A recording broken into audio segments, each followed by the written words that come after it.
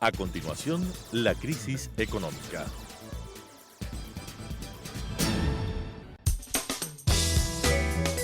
Clasificación B, bajo supervisión de un adulto.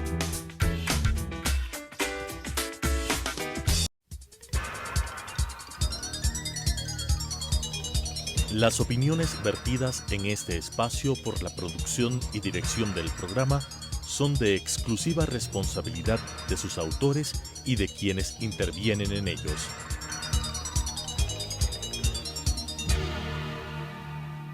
Telesucesos Canal 29 UHF presenta La crisis económica, asuntos de tipo económico, financiero, fiscal, competitividad, sector externo, cómo restaurar los equilibrios macroeconómicos del país, cuáles son sus soluciones para restaurar no solamente los equilibrios, sino iniciar la recuperación económica que todos los ecuatorianos queremos en este país, con la conducción del economista César Robalino Gonzaga. La crisis económica. Estimados amigos y amigas, gracias por estar con nosotros nuevamente en este programa que hemos denominado La crisis económica del Ecuador. Antes de tratar el tema específico que tiene que ver con cuestiones de integración económica, comercial y financiera con los Estados Unidos de América y con un invitado muy especial, quiero referirme a lo que viene aconteciendo todos estos días con respecto al precio del petróleo. El precio del hidrocarburo se ha desplomado. Y se ha desplomado y alguna gente a nivel internacional cree que el WTI, que es el precio referencial para el Ecuador, puede llegar hasta $20 por barril. El presupuesto general del Estado, como en otro programa vimos, fue aprobado y está en vigencia con 51.30. Eso implicaría, si a esos precios desciende el petróleo, que le faltarán $30 por lo menos al gobierno ecuatoriano y al Ecuador en términos de divisas, por 140 millones de barriles que se exportan al año en forma aproximada. Eso implicaría, mis amigos, una cantidad enorme de dinero que no le entrará al Estado ecuatoriano ni entrará a la economía ecuatoriana. Como varias veces al tratar sobre la crisis fiscal, hemos indicado en este programa con invitados especiales, sugerencias y recomendaciones que tiene el gobierno que tomar. Hoy aprovecho la oportunidad para recordarle a todos ustedes una de las sugerencias que hemos puesto al gobierno nacional a través de nuestros invitados, de que es hora ya de que el presidente, el gobierno, el Frente Económico decida aumentar el precio de los combustibles a un nivel que permita darle $2.000 millones anuales al Estado ecuatoriano. $2.000 millones. La situación, amigos y amigas, como varias veces lo hemos dicho en el programa, especialmente como hemos tratado el petróleo y la finanza pública, es sumamente grave. El gobierno no puede, bajo ninguna circunstancia, seguir insistiendo en el gradualismo, que no tiene sentido. Hay que actuar. Los problemas de las finanzas públicas cada vez se vuelven más difíciles de controlar y de manejar. El presidente y su Frente Económico tiene que tomar decisiones ya. Y para evitar este temor que se tiene de que pueda haber una nueva revuelta de los indígenas, bueno, hay que declarar el estado de emergencia. Amigos y amigas, discúlpenme por estos primeros minutos de hacer esta manifestación en términos de lo que está pasando con el precio del petróleo y lo que va a acontecer en la economía ecuatoriana. Vamos a desarrollar un tema importante con el señor presidente de la Cámara Ecuatoriana Americana, don Felipe Espinosa, un hombre que estuvo acompañando al presidente de la República y otros empresarios privados en el diálogo que se tuvo con el señor presidente de los Estados Unidos. Decisión del gobierno que fue un acierto, y un acierto del presidente haberle demostrado al presidente de Estados Unidos el interés del Ecuador por negociar y firmar un tratado de libre comercio, un acuerdo comercial, etcétera, entre Estados Unidos y Ecuador. Estados Unidos es el socio de mayor importancia para el Ecuador, no solamente en comercio exterior, exportaciones, importaciones, inversión extranjera, préstamos internacionales al gobierno, al sector privado de la economía a través de los bancos o al sector privado no bancario. Es el socio más importante. Por lo tanto, un tratado de libre comercio que se viene en una otra forma hace 10 años tratando de vertebrar, no fue posible en el gobierno anterior. Pues este gobierno había abierto la puerta en una decisión acertada. Y sobre esto vamos a conversar con uno de los caballeros que estuvo presente en ese diálogo que se tuvo con el presidente de Estados Unidos. Felipe, gracias por estar con nosotros en este programa. Gracias, el tema César. Es, cuéntame, más o menos, ¿por qué tú crees que es necesario un acuerdo con los Estados Unidos de tipo comercial, financiero? Y las visitas con el presidente en las que tú estuviste, cuéntame más o menos cuál fue el diálogo y la reacción que tuvo pues el gobierno americano sobre el particular. Bienvenido, Felipe. Gracias, César, por tu invitación. Creo que es un tema tremendamente importante para el país. Tenemos a nuestro socio principal, que son los Estados Unidos. Claro. Y de eso no hay duda. Claro. Han sido y siguen siendo nuestro socio principal. Y uno normalmente a un socio principal, a quien más le compra a uno le trata bien. Claro. Se lleva bien. Uno busca una manera de hacer más cosas.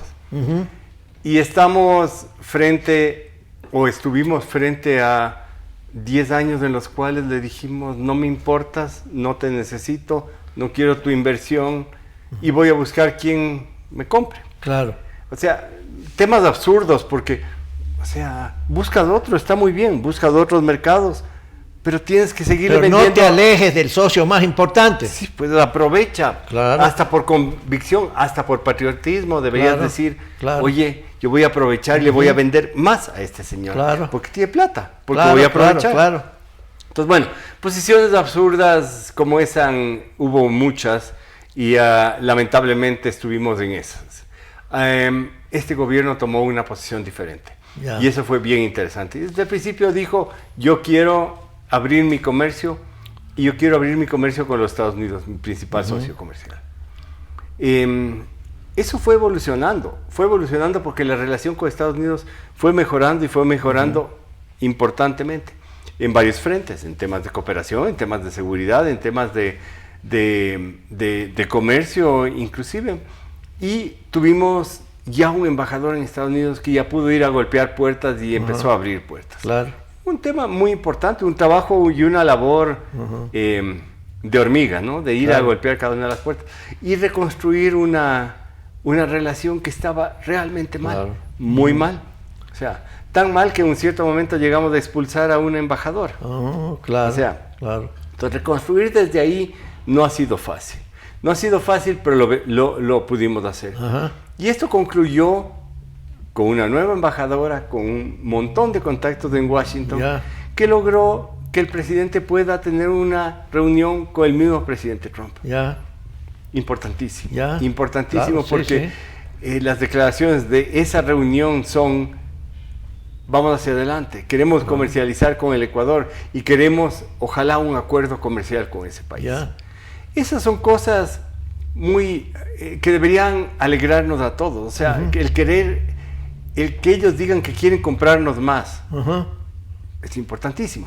Solo fíjate, César, ¿qué tamaño es nuestro mercado? ¿Y qué tamaño es del mercado de Estados Unidos? O sea, es incomparablemente más grande. Entonces decir que para Estados Unidos venderle al Ecuador es la panacea, de ninguna manera, pues venderán un poco más. Pero quien realmente puede ganar de esto somos nosotros. El ecuatoriano. ¿Okay? Es quien le puede vender más. El que le puede vender más cosas en más cantidad. Y venderle cuestiones que no tiene Estados Unidos. Y es la otra ventaja, somos economías complementarias. Si somos economías complementarias, ¿cómo no aprovechar eso? Yo le puedo vender más de lo que le estoy vendiendo. Si puedo, y no es un sueño loco, vender el doble de lo que le estoy vendiendo, ¿por qué no hacerlo? El doble de lo que le vendo es más de lo que tú mencionabas al principio del programa en subsidio de combustibles. O sea, estaría realmente año a año vendiendo muchísimo más. Entonces, deberíamos estar fijándonos en esas cosas, y eso es parte de lo que sucedió en Washington. La visita oficial fue una visita cerrada, estuvo el presidente, un par de ministros con el presidente Trump, pero de ahí hubo una serie de otras visitas donde pudimos inclusive organizar una que fue la que nosotros, ahí sí organizamos directamente, en la que el presidente Moreno pudo estar con el sector privado del Ecuador, que le acompañó un grupo grande de como 50 con las cámaras de empresarios privados en Estados Unidos. Bueno, primero con los que fuimos y también con los de empresarios privados de Estados Unidos en la Cámara de Comercio de Estados Unidos. La Cámara de Comercio de Estados Unidos es la más grande del mundo, no hay nada que hacer. Sí, sí. Estuvimos en esa cámara. Y estuvimos en uno de los salones principales con el presidente Moreno, su comitiva, todos los ministros, estuvimos en una mesa, un grupo de gente, y de ahí todo el resto de personas que también estuvieron acompañando. Y fueron alrededor de 100 personas dentro de una sala, en la cual el presidente tuvo un chance de dialogar con el sector privado de Estados Unidos. El sector privado de Estados Unidos le dijo, en muchos casos somos de empresas que hemos estado en el Ecuador durante largo tiempo y queremos seguir ahí y queremos seguir invirtiendo. Y hubo otras que dijeron, sí, nos encantaría ver si invertimos en el Ecuador. Son temas todavía un poco prematuros, no es que alguien va ya mañana viene y pone la plata, pero se ve el camino hacia la reconstrucción para atraer inversiones. Y de nuevo, ese es un tema importantísimo. Le dijimos durante muchos años al inversionista extranjero, no quiero que venga, no quiero su plata, en el gobierno anterior. No me interesa, exactamente. Y reconstruir eso no es... Tú fuiste no es fácil. Banquero y representante de los banqueros durante tantos años. Si yo te quedo mal, va a ser difícil reconstruirlo. Y eso es lo que pasó. Estamos en ese trabajo. Pero se ven vientos interesantes en ese sentido. Pero tú presenciaste una reacción positiva del gobierno americano para Ecuador. Sin duda. Esta reunión que te cuento fue con el sector privado. Entonces, con el sector privado, a ver, es importante que las personas entiendan que en Estados Unidos el motor de la economía y el motor de las decisiones del sector privado. El sector privado. El gobierno va a hacer lo que le diga el sector privado. Y eso a veces no entendemos acá. Creen que porque hablan gobierno a gobierno es suficiente. No, al gobierno el sector privado le va a decir qué es lo que necesita que se haga.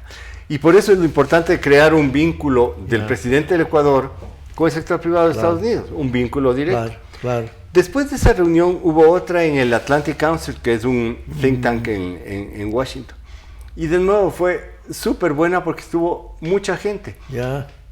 Y para que veas cómo ha cambiado la relación, estuvo el embajador de Estados Unidos ahí, Michael Fitzpatrick, el embajador actual, pero también estuvo Todd Chapman, que fue embajador antes de él. Y también estuvo el señor Peter Romero, no sé si te acuerdas de él. Sí, también lo recuerdo, hace algún tiempo en el Ecuador. Entonces, solo para mencionar, aparte de otras figuras que estuvieron ahí, estuvieron 3 figuras del Departamento de Estado. Bien interesante, denota otra forma de manejar las relaciones en este momento. Entonces, todo eso, César, hace pensar, y creo que todo el sector privado que regresó estuvo muy optimista. Ahora, fíjate, entiendo de que va a haber un proceso de negociación, pues, ¿no? ¿Cómo está marchando eso? Te pregunto. Primero hay un hito que se tiene que cumplir, que es el famoso TIC. El TIC es el Trade and Investment Council. O sea, un consejo de comercio y de inversiones. ¿Para qué sirve esto? Son mesas, esto es gobierno a gobierno. Esas son mesas en las cuales se ve cómo avanza el tema de inversiones y el tema de comercio entre los dos países. Limando asperezas, arreglando unas cosas y otras que siempre existen. Ese hito se va a dar en el mes de abril. Se lo iba a dar en diciembre, pero por temas de ellos, de agenda de los Estados Unidos, no se lo dio en diciembre, se va a dar en abril. Y eso está anunciado y eso hasta ahora no ha cambiado. Entonces, en abril se tendrá esa reunión. Si todo sale bien y con las expectativas ecuatorianas en esto, el USTR, que es el Ministerio de Comercio Exterior de los Estados Unidos. El USTR, ojalá abra una ventana de oportunidad para el Ecuador. Una ventana de oportunidad que dice, sentémonos a conversar. No va a ser una conversación larga, va a ser una conversación en un tiempo prudencial, 6 meses, ojalá. Estoy inventándome, especulando en tiempos. Pero si logran abrir esta ventana, va a ser corto, va a ser enfocado y va a ser con un marco de referencia, que es el TEMEC, el tratado entre México, Estados Unidos y Canadá. Y ese es Ese es el marco de referencia. ¿Por qué? Ya. Porque es del Tratado de Comercio más moderno que existe Ya. y que engloba a ojos de Estados Unidos temas trascendentales como comercio electrónico, ciberseguridad, el tema de protección de datos y el tema de, bueno, algo más que se me va. Pero ese es el marco de referencia. Entonces nosotros en este momento deberíamos de estar analizando el TEMEC Ya. y qué cosas nos separan de cumplir en el TEMEC y qué cosas nos preocuparían ahí. Ya. Ese es nuestro marco de referencia. Si nosotros pretendemos como Ecuador decir, no, a ver, lo que yo quiero es que yo proponer cómo se va a hacer, olvidémonos, no es por ahí. No, pero es es por ahí. una ventana de oportunidad con Ya. un marco de referencia. Ya. Y si estamos dispuestos a revisar ese marco de referencia, que ya lo firmó México, porque México ya lo firmó, Ajá. bueno, si podemos avanzar por ahí, entonces tenemos como mencioné hace un momento, César, una linda oportunidad. Ya. Como ecuatorianos deberíamos estarlo viendo Ya. qué oportunidad se me está abriendo. Ahora, hay algunos empresarios privados que tienen preocupaciones, ¿no? Pero en estas mesas de negociación, ahí se verá cómo se le da espacio en número de años, ¿no? Para que puedan ajustar su eficiencia, etcétera, etcétera, y puedan el día de mañana competir sin aranceles. Así está la cosa, ¿sí? Eso es importantísimo lo que tú has dicho. Ya. Por eso es que los países negocian. Claro. ¿Sí? Porque cada uno tiene productos sensibles, Ajá, tiene un tipo de industria, otro tipo de industria, productos agrícolas. Ajá. Todos esos son tremendamente, entre ellos hay productos sensibles. Pero esto se negocia en una mesa, Se negocia ¿verdad? en una Ya, mesa. ya. Ahora, tú deberías de estar pensando estratégicamente en que quieres un acuerdo comercial Ajá, importante. ajá. Y si quieres un acuerdo comercial, hay que cuidar todas estas cuestiones que son muy importantes Ya. para mantener empleo, para mantener Ajá. producción, para mantener la industria que tú tienes y buscar una forma de desmontar aranceles. Ya. ¿Qué significa el desmontar aranceles? Hace que todo el mundo compita localmente y afuera en las mismas Ya, condiciones. ya. Necesitas tiempo para eso. Ya. Pero recordemos que ya tuvimos un tiempo de alguna manera sin acuerdo comercial, Ajá. como para pensar en volvernos tan competitivos como que mañana podrías abrir la economía y decir estamos ahí. Y eso no sucedió. Lamentablemente nos hemos quedado con ciertos sectores que más bien se han retrasado mucho más Ya. de nuestros países vecinos. Solo compárate con Colombia y Perú. Ellos han crecido y han avanzado mucho más que sectores nuestros. Y hay una serie de productos colombianos y peruanos que entran sin aranceles allá mientras nosotros tenemos que pagar, pues, por ejemplo, que pagar. flores Rosas, o atún rosas, enlatado. brócoli. El brócoli Brócoli. es un caso bien complejo porque paga 14%. 14% paga arancel. en las aduanas norteamericanas. Y la verdad, o sea, tenemos un muy buen producto. Ajá. Pero si tú ves un racimo de brócoli de acá o un racimo de brócoli hecho en México, Mejor es el nuestro. es Claro, mejor claro, el nuestro, sí, pero, sí, sí. pero la verdad es que quien va al supermercado, la señora que va al supermercado no va a comprar el Precio, más caro. claro, el precio.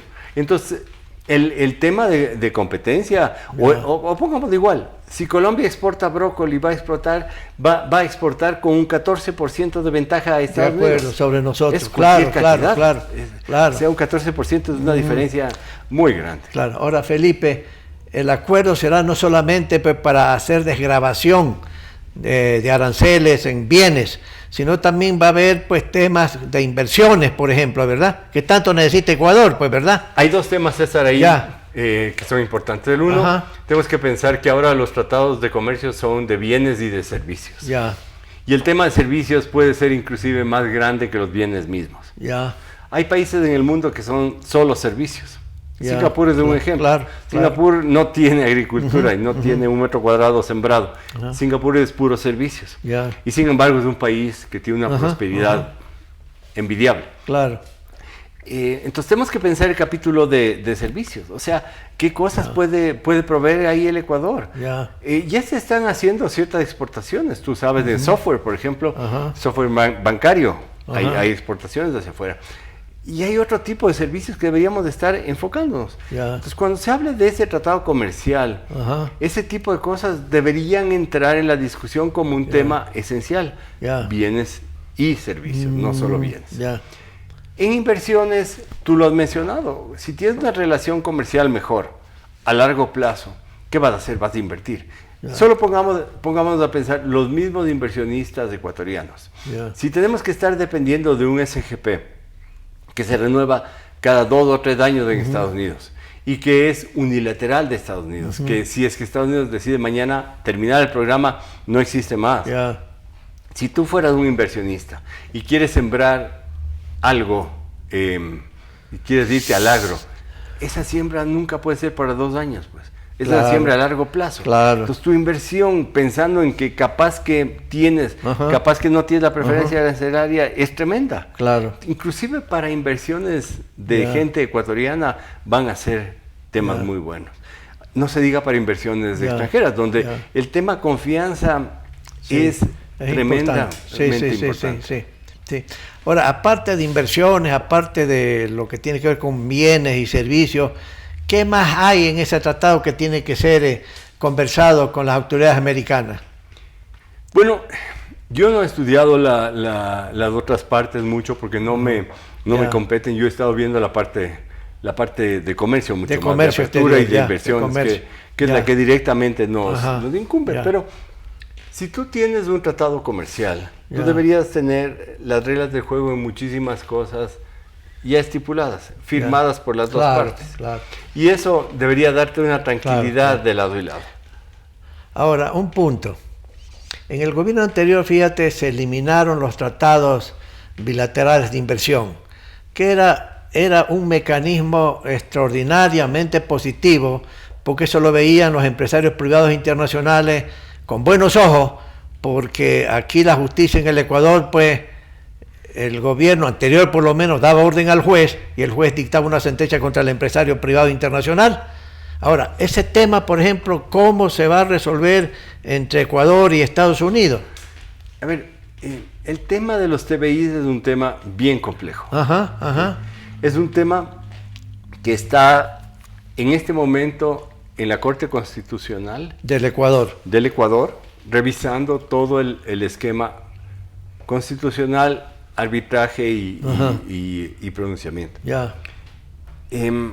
Que fue una equivocación el haber denunciado los TBI. Claro, error del gobierno anterior. Creo que es un error. Sí.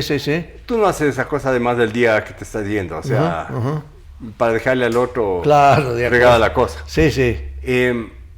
Pero si vas a jugar en el mundo, tienes que un poco pensar en cómo vas a jugar con las reglas del mundo. O sea, no es que el mundo se va a acoplar a las reglas del Ecuador. O sea, nosotros estamos en la mitad del mundo, pero no somos del centro del mundo. O sea, tenemos que jugar en las reglas del mercado mundial. Y las reglas del mercado mundial exigen varias cosas. ¿Y por qué tenemos que jugar en esas reglas? Porque quien de alguna manera vaya a invertir en Ecuador va a jugar con esas reglas. Y esa es la única manera. Sí. Ya. Ahora fíjate, también hay que en el gobierno anterior hubo pues un rompimiento de ciertos contratos bajo X argumento en petróleo. ¿Cómo eso también va a ser un tema de diálogo ahí con el gobierno americano? Que las compañías americanas pues deben estar presionando a su gobierno, decirle conversa con Ecuador. Pues. Hay juicios sobre eso, ¿verdad?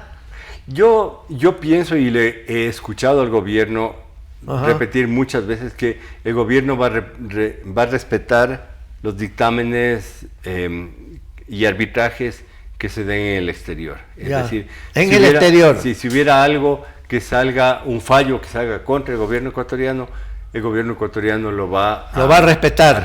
Eso he oído de parte de ellos. Eso va a ser muy importante. Digamos, versión oficial del gobierno ecuatoriano.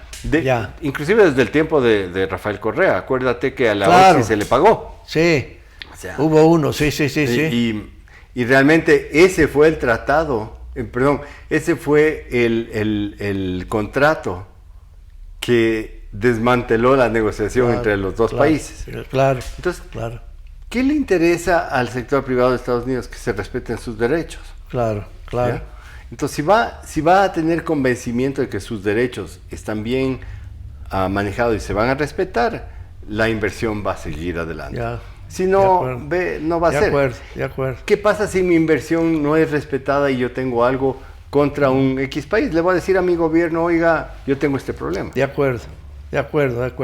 Ahora, fíjate, en todos estos años que no hemos tenido convenio y todavía no tenemos, pues se van a iniciar las conversaciones. Ecuador ha estado, el sector exportador privado, no petrolero, ha estado en desventaja frente a Colombia, frente a Perú, frente a Chile, frente a Centroamérica, pues no, y a México también.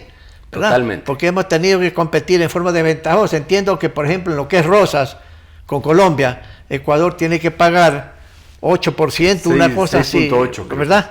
Frente a Colombia. Los colombianos entran cero de impuestos allá, ¿verdad? Igual que en los otros productos.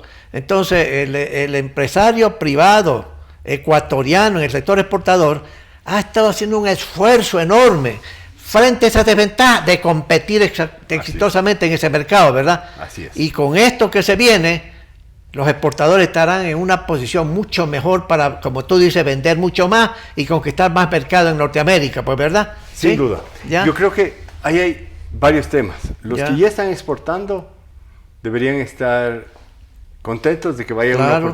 va a haber una oportunidad de competir en iguales condiciones que Colombia y Perú. Claro. Esa es la una. Pero los que no están exportando, Se les abre una gran se les oportunidad. abre una puerta De interesantísima. acuerdo. Porque ahí está, pues, ahí está para poder nosotros empezar a hacer las cosas. Acordémonos que la economía, las pequeñas y medianas empresas son la mayor cantidad de empresas En que el existen Ecuador. En el Ecuador y en muchos y lados. en muchos lados, de acuerdo. Y la empresa familiar forma También, gran sí, parte sí. de eso. Sí, Por ahí deberíamos estar pensando que ellos van a tener una oportunidad que antes no tenían. de acuerdo, ya Felipe. Estimados amigos y amigas, hemos escuchado al señor presidente de la Cámara de Comercio Ecuatoriana Americana. Es un acierto del gobierno haber pedido al gobierno americano sentarse a conversar para un probable tratado de libre comercio o acuerdo comercial, como se quiera llamar, con el socio más importante que tenemos, no solamente en exportaciones e importaciones de bienes, sino en servicios, en capitales, en créditos internacionales, en inversión extranjera. Amigos, cuando el gobierno incurre en aciertos, hay que decirlo en forma explícita, acierto del gobierno ecuatoriano y acierto del señor presidente. Buenas noches, estimados amigos y amigas, y estaremos con ustedes nuevamente la próxima semana. Las opiniones vertidas en este espacio por la producción y dirección del programa son de exclusiva responsabilidad de sus autores y de quienes intervienen en ellos.